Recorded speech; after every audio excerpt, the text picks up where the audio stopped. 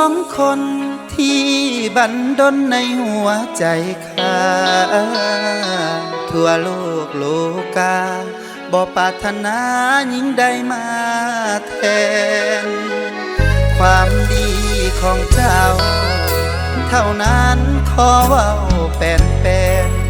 หญิงอื่นเป็นหมื่นเป็นแสนเข้ามาแทนบ่ได้อีหลีหญิงคนที่หนึ่งทราบซึ้งอยู่ในหัวใจบุญคุณเจ้าหลายบ่สงสัยอยู่ในสายตาเป็นหญิงประเสริฐ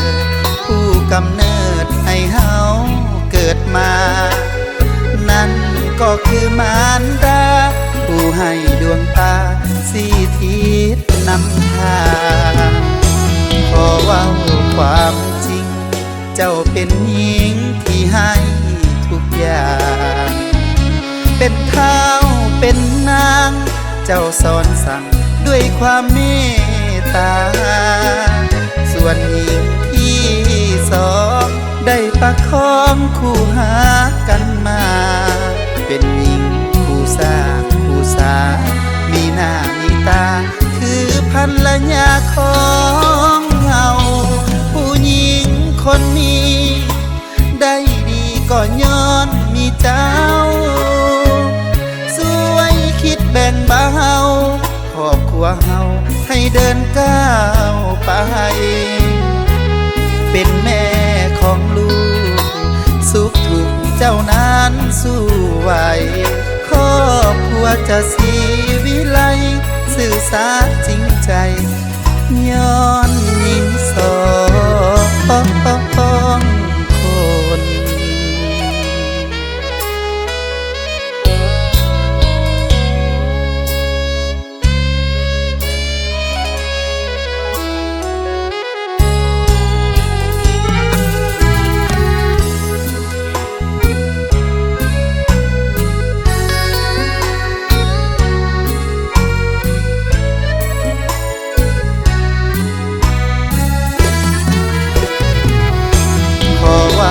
ความจริงเจ้าเป็นหญิงที่ให้ทุกอย่างเป็นเท้า